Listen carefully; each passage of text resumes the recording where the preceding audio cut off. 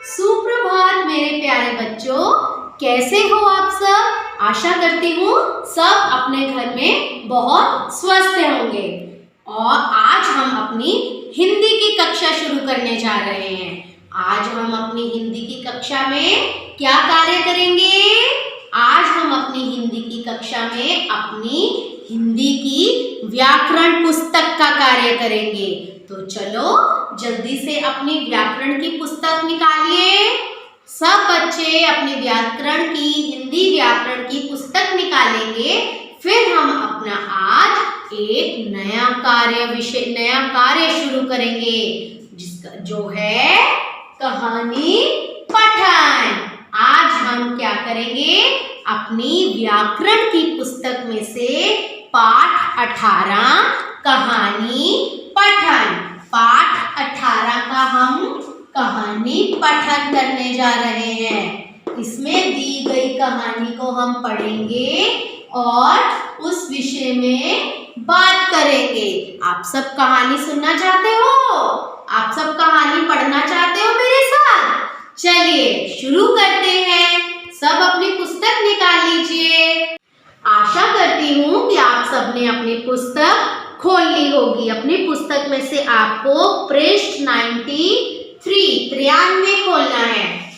तो आप सबने अपना पृष्ठ 93 खोल लिया। चलिए इसमें हमें एक कहानी पढ़नी है।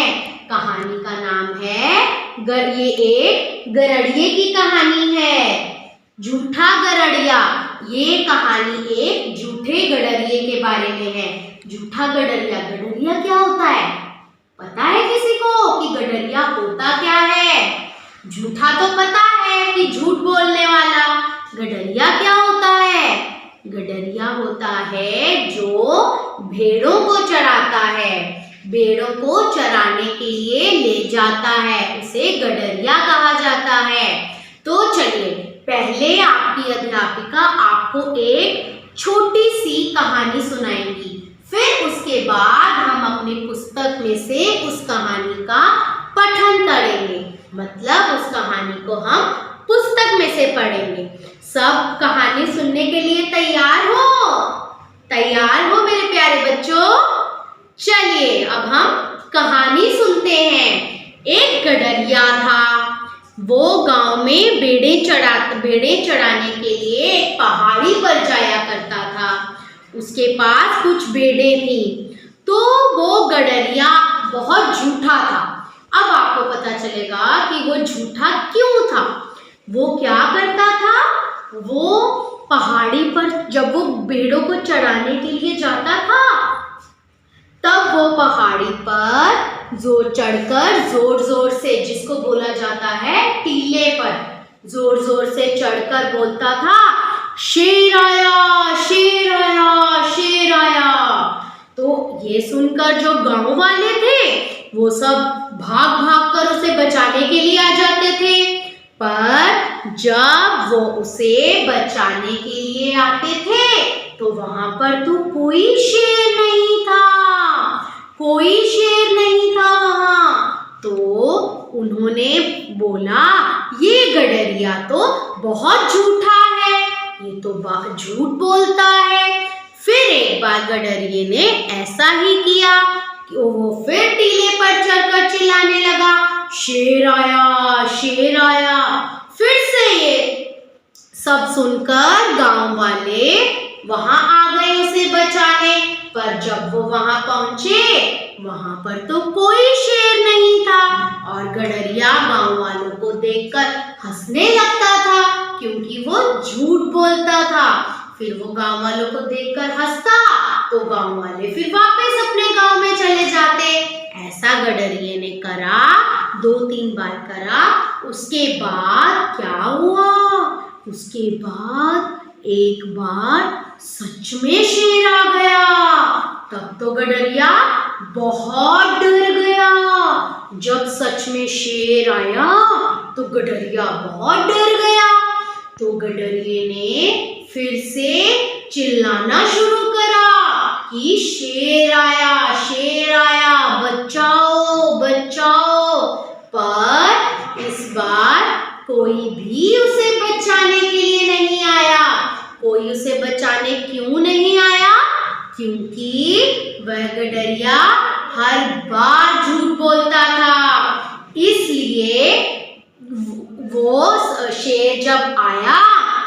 उसने सारी भेड़ें और खा ली और बाद में गडरिये को भी खा गया, खाकर गडरिये को भी मार डाला। तो हमें इस कहानी से क्या शिक्षा मिलती है? बताइए कि हमें कभी भी झूठ नहीं बोलना चाहिए। हमें कभी क्या नहीं बोलना चाहिए? झूठ। तो अब आपको कहानी अच्छी लगी? चलिए अब हम इस कहानी का पठन अपनी पुस्तक में से करते हैं। अब सब अपनी पुस्तक में अपनी उंगली रखकर उसे अपनी अध्यापिका के पीछे पीछे बोलना शुरू करेंगे। ठीक है? बहुत ध्यान से पढ़ेंगे।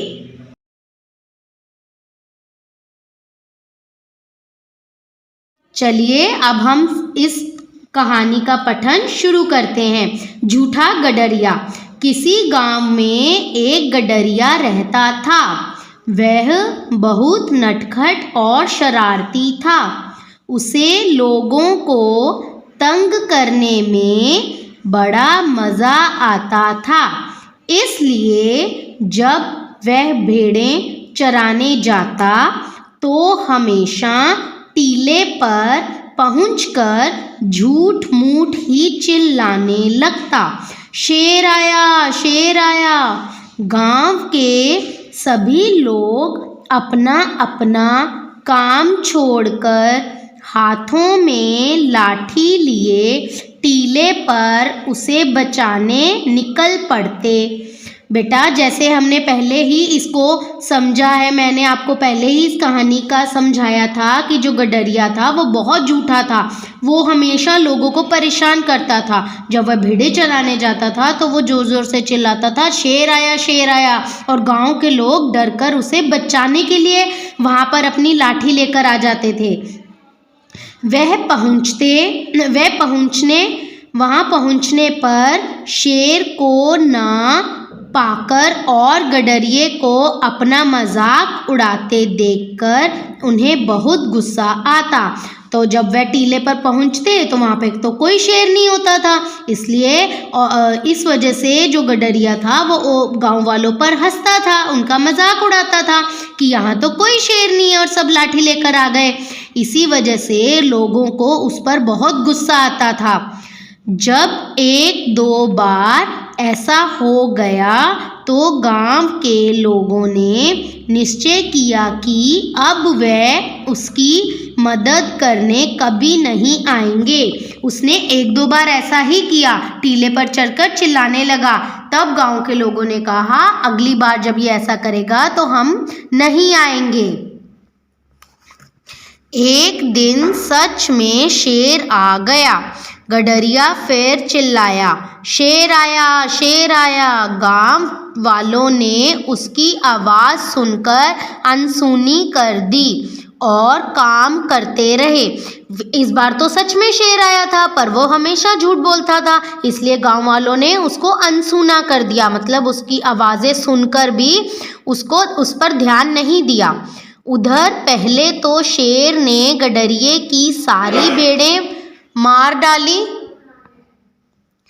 फिर उसके बाद गडरिये को भी मारकर खा गया। इस बार तो शेर सच में आया था, इसलिए शेर ने पहले सारी उसकी भेड़ें खा ली, फिर गडरिये को भी मार दिया और खा गया। इसलिए हमें इस कहानी से क्या शिक्षा मिलती है कि झूठ बोलने वालों पर कोई विश्वास नहीं करता। हमें कभी भी झूठ नहीं बोलना चाहिए। जब हम झूठ बोलेंगे तो कोई भी हमारी बात का विश्वास नहीं करेगा। आशा करती हूँ कि आप सबको ये कहानी गडरिये वाली बहुत अच्छी लगी होगी। चलिए अब हम अपनी दूसरी कहानी पढ़ेंगे जो है लाल गुब्बारे। लाल गुब्बारे मतलब गुब्बारे तो आप सबको बहुत अच्छे लगते हैं। गुब्बारे मतलब लाल गुब्बारे वाली कहानी है जो कि अब हम इसका पठन करेंगे। चलिए इसका पठन करते हैं। अब हम अपनी दूसरी कहानी पढ़ते हैं जो है लाल गुब्बारे। एक बार गुब्बारे वाला गुब्बारे बेच रहा था। गुब्बारे ले लो, रंग बिरंगे गुब्बारे ले लो। उसकी आवाज़ सुनकर एक लड़की दौड़कर उसके पास आई और पूछा, यह लाल गुब्बारा कितने का है? गुब्बारे वाले ने कहा, 5 रुपए का। लड़की भागकर घर गई और माँ से 5 रुपए लाकर उसने गुब्बारे वाले को दिए और लाल गुब्बारा खरीद लिया।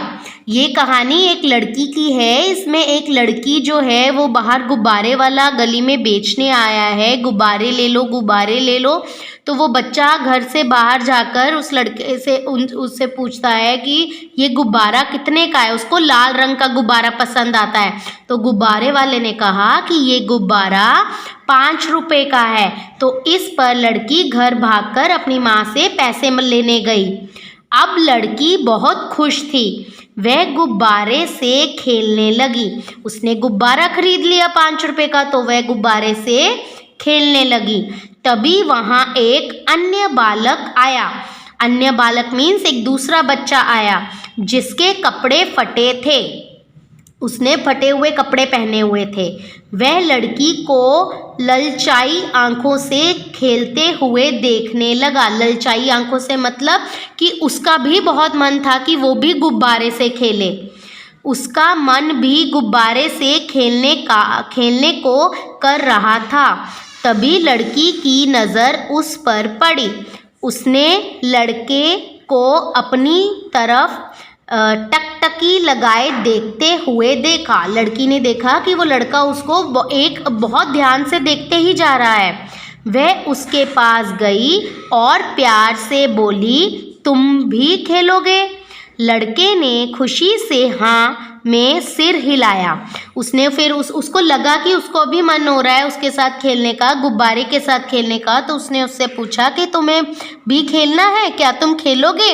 तो लड़के ने सिर हिलाकर हाँ में जवाब दिया कि हाँ, मुझे भी खेलना है।